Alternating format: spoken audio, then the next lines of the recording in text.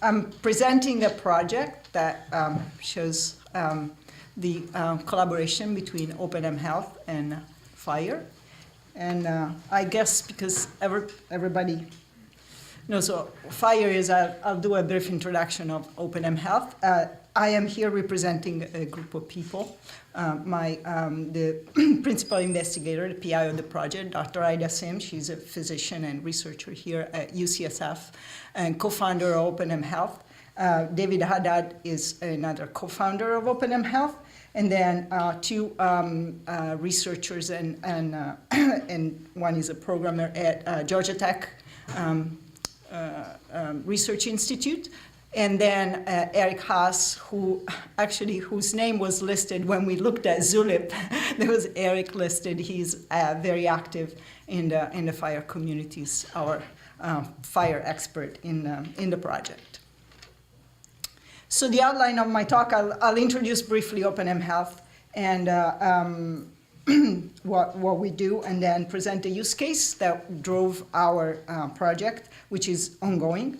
And then a brief introduction on OpenM Health schemas, the implementation guide, which is one of the products of our project, and then I'll show you a screenshot of a demo. OpenM Health is a nonprofit that was founded in the late 2011. And the goal of the OpenM Health in the context of mobile health data was to, not unlike FHIR, to promote standard standard representation for data for mobile devices and mobile applications. And our project, we've been working on several projects, mostly NIH funded, and also one that has been funded by NSF. And we're active, the current project that I'm presenting today is part of an NIH funded grant. And part of our project is also promote the standardization of mobile health data within the context of ITripleE. So Dr. Sim is the chair of a working group within ITripleE called P1752, which is devoted to mobile health data. Okay, so here's our use case. That we developed to drive our project. A patient, so Dr. Sim is a physician, she sees a lot of patients. There's a patient with a moderate cardiovascular risk. So the idea is, among other things, to encourage the person to increase the physical activity. So now we know that actually in November, the guidelines were updated, but the basic tenet of the recommendation from CDC is to do 150 minutes per week of moderate activity. They also added strength training. For many people, this is common. For some other people, this is a hard goal. So the physician, together with the person, they decided to focus on a goal that is achievable. And so they decided on 4,000 steps a day.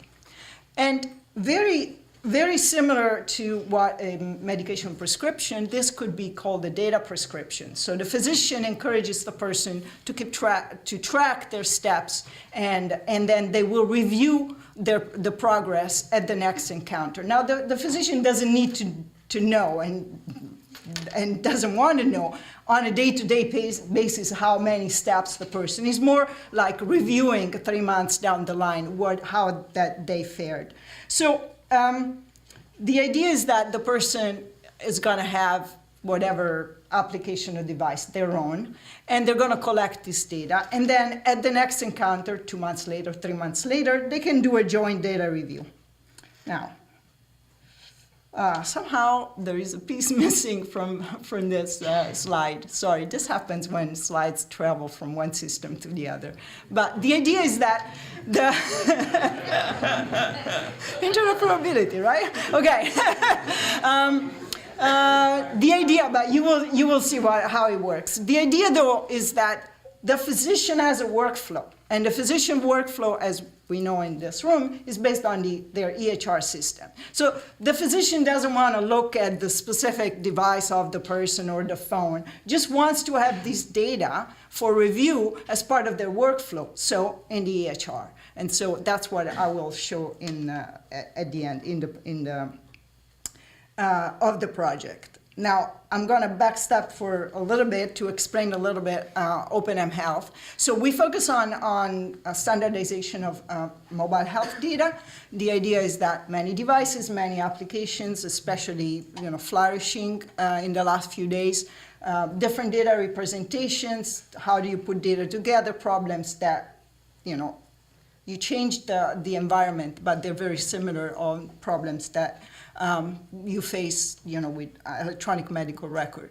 So for step count, which is actually a fairly simple piece of information, it's a number, but then there is a time frame. So this is how OpenM Health represents, in its essence, a record of counting steps for a period of time. Now, the representation on the left shows one instance, so one bout of walking. But again, you can represent also, in OpenM Health, you can represent also summary statistics. So on the right-hand side, there is a representation of what looks similar, except that the time frame is 1 month, and the number does not represent a count an absolute count in that time frame, but the average daily steps.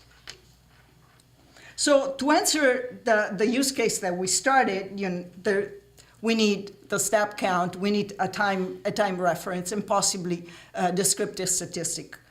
So this is what the data model provides in OpenM Health. And the reason why the project was started is because, as we know, making data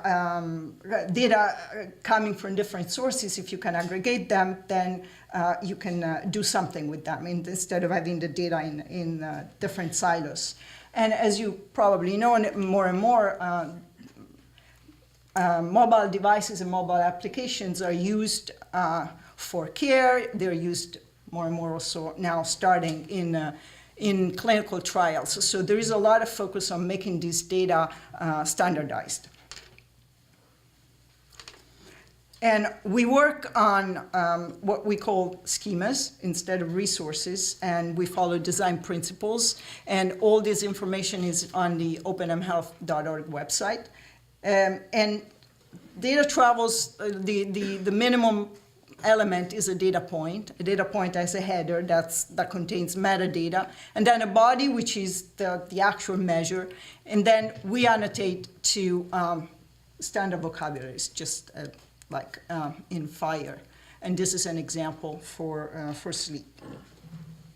So another thing that, this is the last thing, but I need to talk about this because it will be part of our project, is that as we propose that people more and more use OpenM Health a representation of the data, there is also the fact that different vendors may choose for different reasons to use their own representation. And so we have created libraries of shims that are transforming data from a number of vendors into OpenM Health format. And so that allows the pooling of data regardless of where they were, what it was the device that generated them. This is, of course, not easy to, things change. It's a very fluid market. So we developed shims for example, for moves, and then Facebook decided to pull moves out of the market. So we will see the example using the Fitbit shim and the Google Fit shim. And then, more will be developed, and some of these things change names or were bought. So the mobile health devices environment is still fairly fluid. Again, the code for this is open source. It's available on the OpenM Health GitHub repository. So in summary,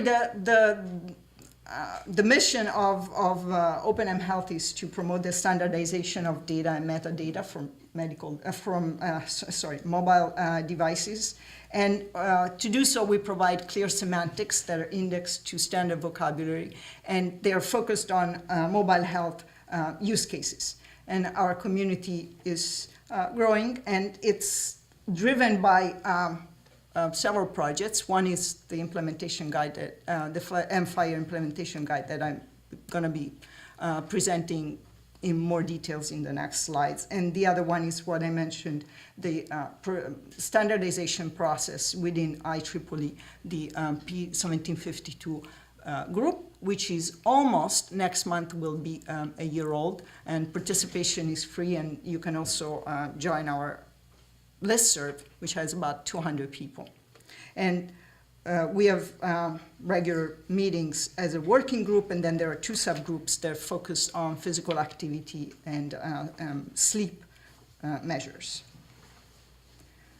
Okay, so FHIR is based on resources that are the building blocks of content models. So how do OpenM Health and FHIR compare?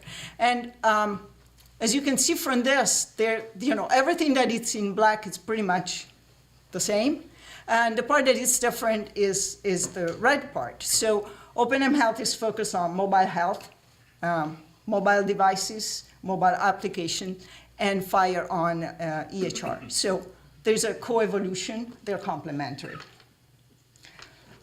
This slide also shows a few other things that make data different. Mobile health data, whenever you talk about mobile health, it's lots of data for one person because data is collected 24/7 everywhere. It's personal data. A lot of it is very personal, does not pertain clinical, does not have any clinical use. The data is very variable, very noisy. Sometimes, very often, things are changing, but very often the devices are not very well validated. There's effort in that area, and there are many companies that come and go. And so again, these are different data. However, there is this meeting point, which I showed you at the beginning, the use case. The physician is interested in seeing that the person's physical activity is actually changing for the better. There is an increase in physical activity. So the physician is interested in seeing this positive trend in the physical activity, does not need to know how many steps they take every day. So in summary, both OpenM Health and FHIR are content models, and they can be mapped to each other. And part of our project is to create the implementation guide for that. And here it is. And so people familiar with FHIR documentation will recognize this. This is a draft, and it's changing because the project is not completed. So, but everything that I'm describing is documented there, from the use case to how the mapping was done. And Eric Haas is the person who's mostly put documentation into this, into the website. Okay. So the workflow, pretty much this is a schematic of what I present. There is the EHR on one side. On the other side, there is the patient-generated health data from a mobile device. And so how do you bridge and not necessarily merge the data, but just allow the physician within the EHR workflow to see the data? And we have, in our project, we allow the application that I'm showing allows the data to be retrieved in native OMH format or as FHIR observation, and that requires the mapping of OpenM Health to FHIR, which is, this is a schematic. Again, this is all in the website, and I won't go into details, but the idea is that on the left-hand side, you see an instance of step count, which the body part is what I showed you in a few slides ago, but the top is metadata. And the arrows point to the different places in the FHIR resource to which it maps. And so this is part of what the project was about. So thanks, Kurt, for talking about SMART. So now it won't be new. So SMART, the SMART App Launch Framework connects third-party application to the electronic medical records and allows the apps to be launched from inside the EHR system. And this does not mean that the data gets into the EHR system or the personal data goes out of it's just a workflow thing, so that the physician can see the data within their workflow without going elsewhere.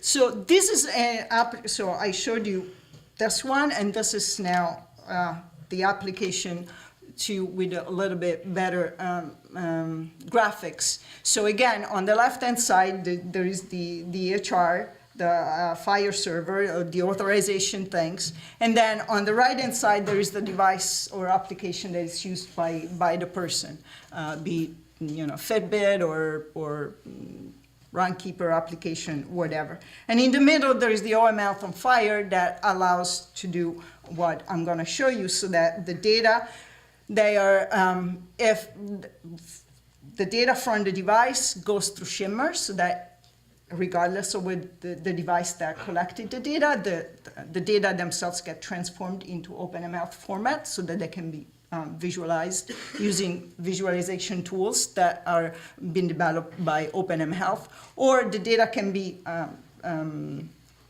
retrieved as a FHIR resource. And right now, the project will show you, but basically you can use it as a FHIR resource. Okay, so here's the demo.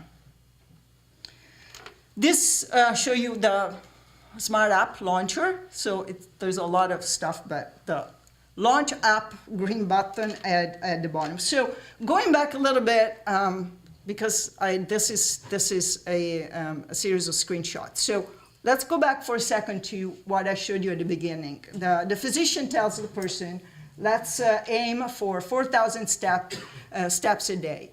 So the physician is done, doesn't want to do anything else, but the patient exits the office and talks to an onboarder, a person, an assistant that helps set up the specific device used by a person to do the authorization that I will show you in a moment. So that there is, again, no patient information that goes out. It's just a link between the FHIR server and the OpenM Health on FHIR server and the person's account in the cloud or the phone, wherever the mobile health data resides. So that happens once, so that there is a link, so that the next time the person sees the doctor can see the person's data within the context of the EHR without fumbling with devices or authorizations.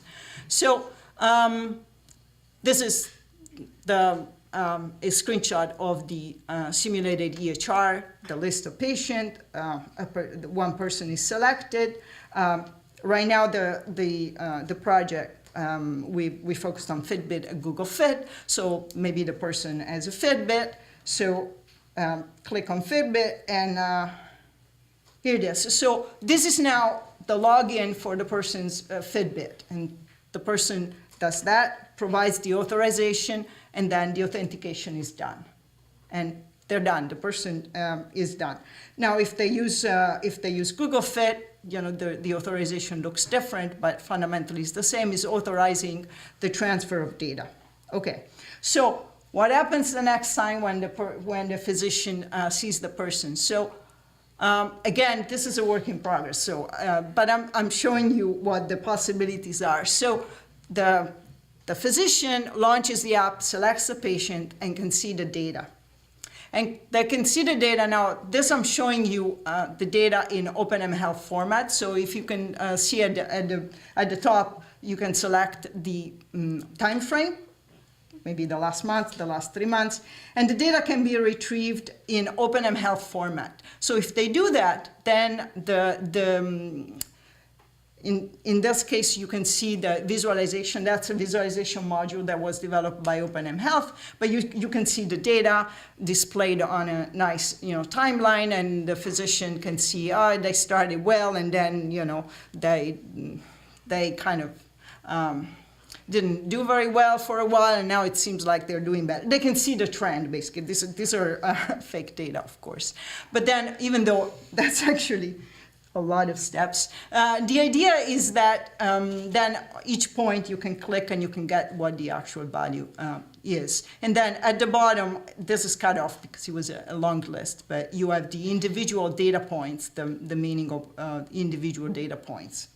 So this is so the data here is remains in OpenM Health format, but it's transferred as a FHIR document resource. So within it, as a FHIR wrapper, and then but inside it's still OpenM Health format. On the other hand, if you click the other button, you can retrieve the data, and this now looks like FHIR data. And again, the mapping underneath happened, the mapping between the step count schema and the FHIR resource happened. And so you can imagine you can do something with this data, because now it's on FHIR and it can be put together with other resources and visualized, and that's future work.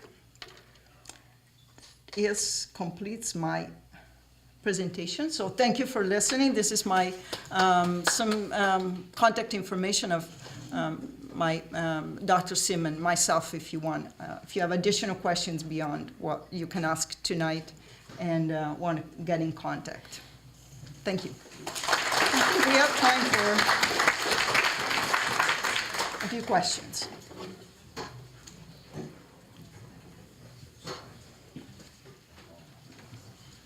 So, I was wondering, this is a great project and you have open sourced this. I was wondering how this would compare, let's say, to the big elephant in the room, Apple Health. So my understanding is Apple's trying to build something similar in terms of their own iOS ecosystem, and it's also FHIR-based, and they have recruited many large players to come play in this. Okay. So the question is, so how does this compare with Apple Health? We develop, our project is kind of device independent, sort of. The idea is that you, I guess I don't know enough of their project, in the sense like this project is like we don't necessarily are not making assumptions of what the different devices are. And so the idea is to make it workable for the physician. And again, because it's an open source project, it's moving forward the idea, and then it can be moved forward by other people. Apple, I'm not sure if their plan is to put it, open source. Well, they want to be open on the front end, but they want so then we get into still in the same situations, like, okay, this works for Apple if you have an Apple phone, but what about the rest of the world, right? Okay, that's the idea. So we're not making, I mean, I know I use Google Fit here. We're not making that assumption. So that's the idea, is to cover the world, more broadly, instead of focusing on a specific platform. I had a question related to the devices themselves. The step count can actually vary quite a lot between different devices, even for something you think is simple. Mm-hmm. And even within the device, a single model could have quite a bit of variation based on manufacturing, etc. Is that something you concern yourself with, or you focus solely on getting data, moving it around, and creating a standard around that? Very good question. Validation, it always comes up with mobile health. This is, concern is a bit, of course, everybody's kind of concerned, right? It's not part of the scope of our project. So there is actually, there is work also from the device manufacturers themselves in creating standards for themselves, the standard protocol, because that's more like a protocol kind of thing, and they're doing that so that they can say, okay, you know, we tested the system with this protocol, and this is how it performs. So this comes from the manufacturers themselves. There's more involved because as some of these devices are also used in clinical trials, there's also a push from regulatory authorities, and so there's work in that.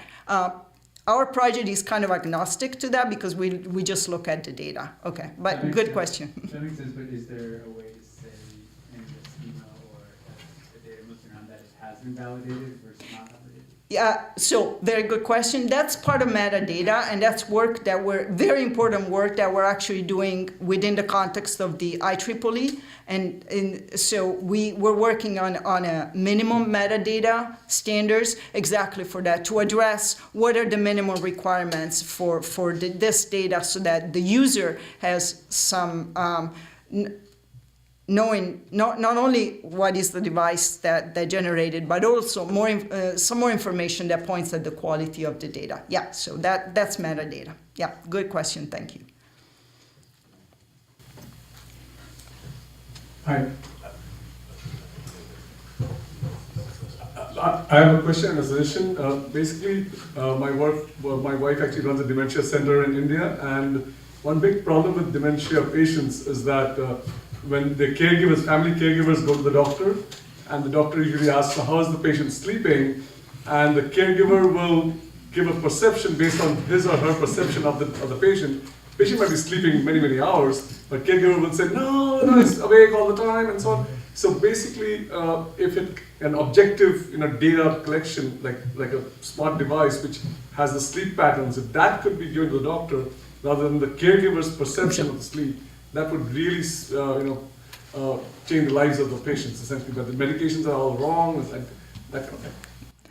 So that was basically a good example of what the importance of collecting data. So they're called patient-generated health data. Like in the case of a person with mental faculties, like dementia, and reporting something like sleep.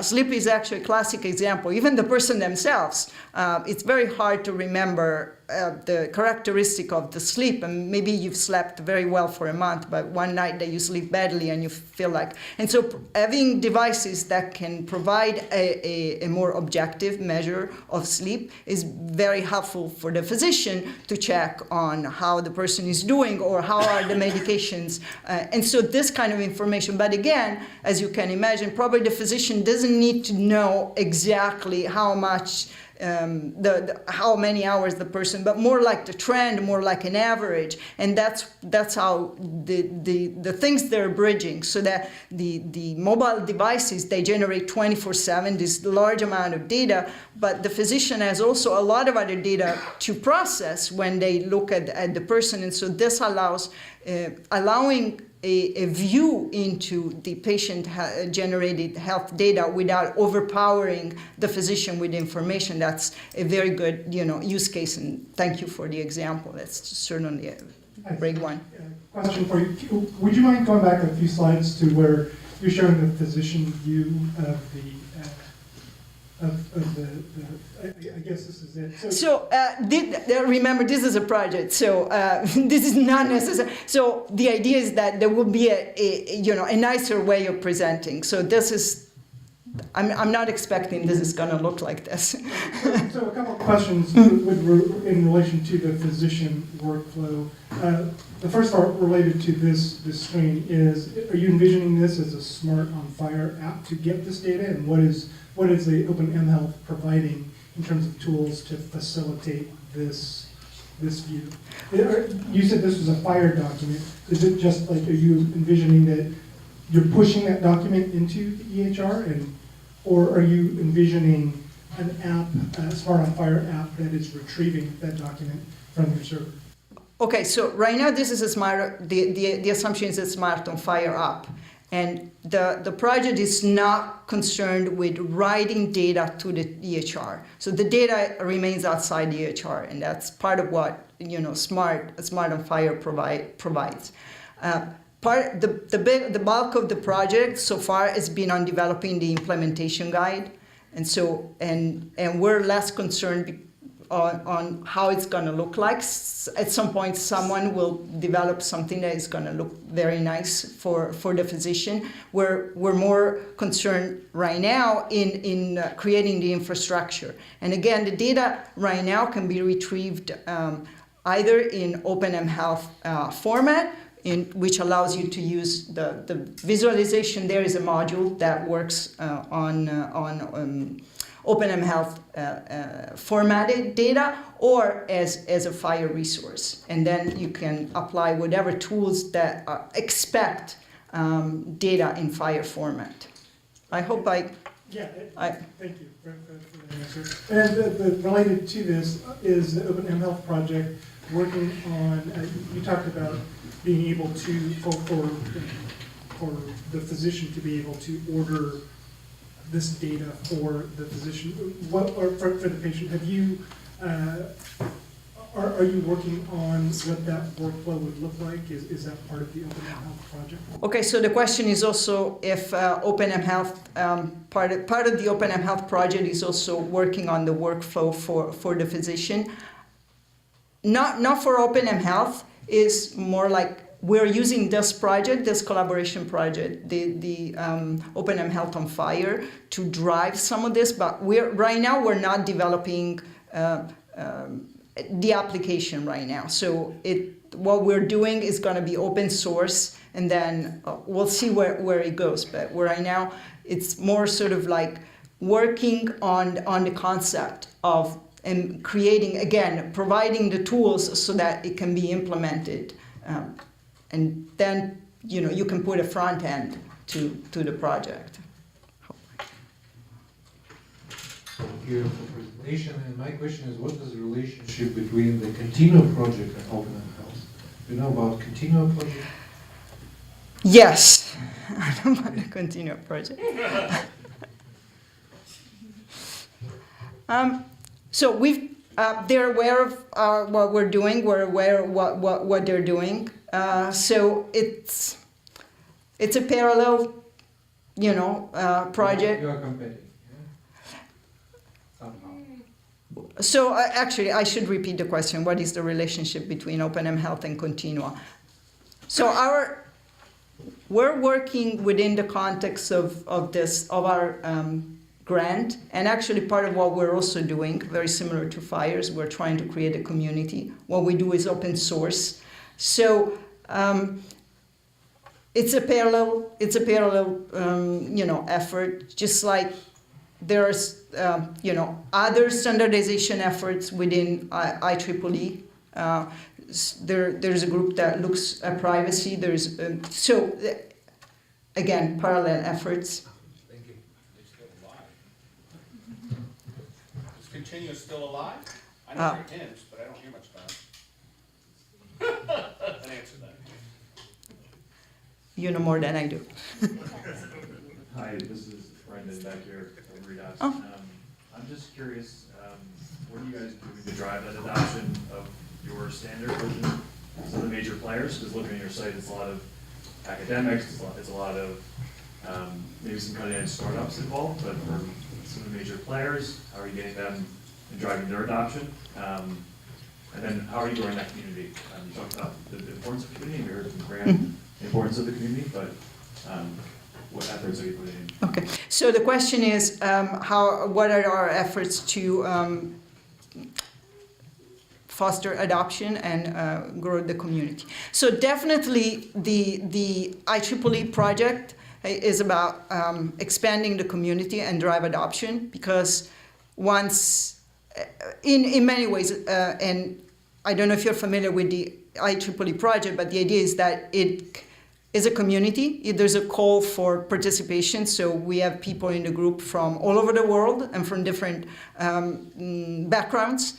And then once the project and the standard is proposed and there's a consensus work, and then it goes out to the community for comments and approval. So when you have a standard that is an ITripleE standard, is really a work by the community, and we have people also from the industry that are involved. And then the other way is to show with projects like this, for example, the advantages of having data that adheres to a standard. OpenM, actually, all the major players actually know about OpenM Health, Google, and we've had discussions with them, so they're all aware of our efforts. We've organized conferences, and then we had a meetup very recently, and we plan to have more of that. And also, because our work is open source, we're actually in the process of making the contributions by the community more standardized, so people can contribute shims and that kind of things. So that's there's a multi-pronged. But for now, I would recommend participating in our ITripleE work. Is actually a very good learning process. Also talking to people from around the world from different perspectives. It's a very good way of participating in the community.